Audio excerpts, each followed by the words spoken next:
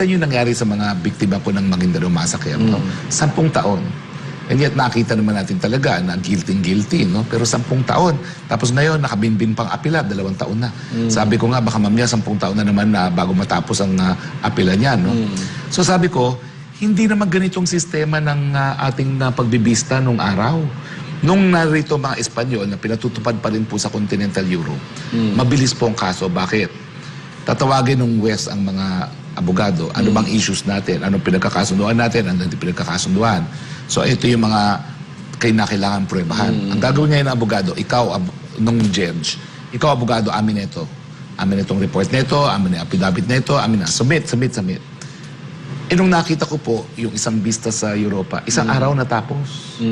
Eh dito, ang isang kaso, hindi po bababa sa 4 na taon bago matapos. At sabi ko nga, nakakalungkot dahil Sa tingin mo, Tony Harry, bakit ganun kabagal? Eh yun nga po kasi, ang ginawa natin, nung umalis na ang Espanyol, pumalit ang Amerikano, ipinasok naman ng Amerikano yung adversarial system. Ito yung sistema natin ngayon, ang mga abogado nagpipresenta ng ebidensya. Now, bakit po matagal yan? Kasi sa sistema ng Amerika, ang magdidesisyon kung guilty or not guilty, mga non-lawyers, jury. Kaya kinakailangan very technical yung presentation ng evidence kasi hindi bihasa sa batas yung mga jury members. Kaya tumatagal. Napaka-technical. Tingnan nyo yung Maguindanao Massacre, pati yung mga forensics expert, yung mga medico-legal, no? 3 araw yan kada isa. Eh samantalang doon sa sistema ng Europa, amin na yung report kasi madidispute mo lang naman yan kung ang tingin mo walang sapat na kakayahan yung medical legal officer, no? Pero yun po dahil lang kaya tumagal yung adversarial system na hilaw kasi wala naman tayong jury system.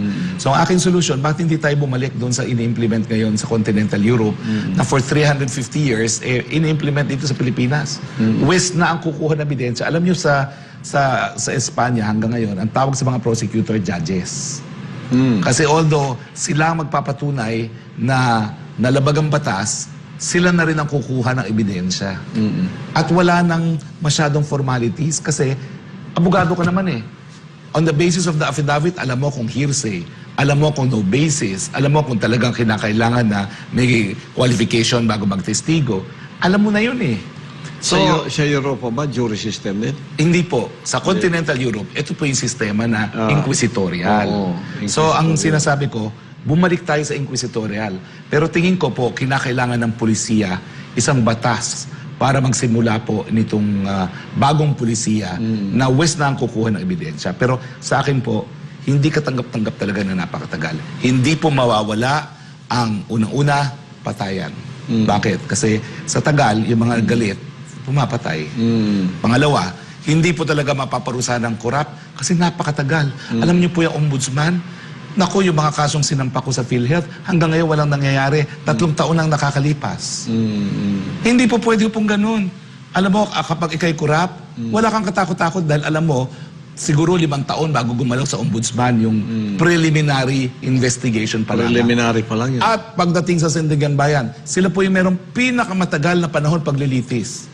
Ang average po 10 taon.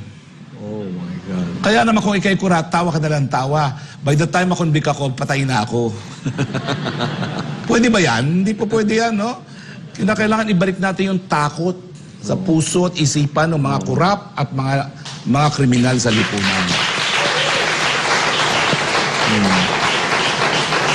At magagawa lang natin yan kung alam nila na mabilis ang paglilitis, mabilis silang makukulong, mabilis silang mapaparusahan, at hindi lang po yung mabilis na paglilitis, no? Na talagang ipatutupad natin ang batas.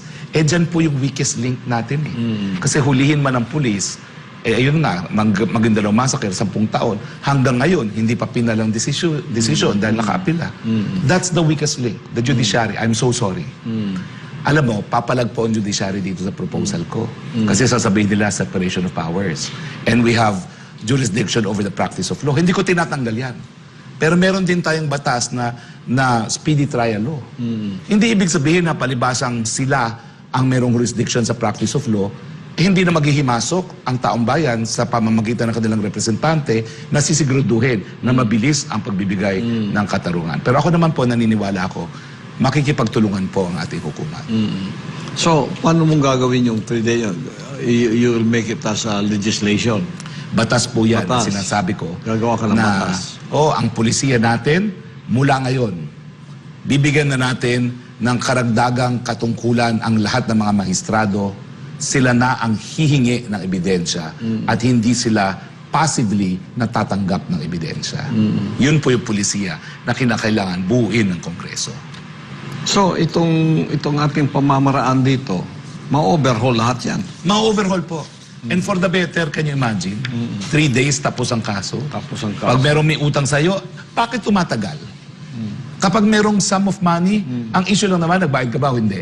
Oh. Bakit? Kaya nga isang oras yan eh. Bakit pa isang araw pa? O hindi. O kapag hindi, ito, magbayad ka. Di ba? Hindi ko alam bakit tumatagal. Ang patayan, siyempre, medyo mas mahirap. Oo. Pero ano bang kailangan mong proof dyan? Patay, medical legal report, death certificate. Bakit mo i-cross pa yun? Sino nakakita? May affidavit naman yan. Alam na ng West kung, teka muna, sabi mo, nakita mo. Yung pala dito, hindi mo naman nakita. Narinig mo lang. Alam na niya, on the basis of affidavit, hindi dapat paniwalaan. Kung wala na ibang ebidensya, acquit. Pero kung merong ibang corroborating evidence, convicted. Hindi dapat tumatagal. At saka ang problema natin, tinanggap natin kasi yung delay as part of the justice system. Ako hindi. Dapat magalit lahat ng biktima na bakit 10 taon? Minsan, ang malungkot pa dyan, minsan, yung nangyari nga sa Maguindanao Massacre, mga breadwinner yung mga napatay. Bakit 10 taon wala? Yung danyos na inaward ng hukuman, bali wala. Bakit? Kasi 2 years after the judgment, wala pa rin. Nasa appeal. At isa pang titignan ko talaga, kinakailangan may batas din na hindi po pwede na yung mga judges within 90 days magre-resolve. Pero itong mga justices walang deadline. Hindi po pwede na just because silang merong jurisdiction pagdating sa practice of law, wala rin silang timetable. Dapat kung meron tayong timetable na ilalagay sa batas na 3 days tapos ang pagbibista, lahat yan applicable sa lahat ng hukuman. 3 days.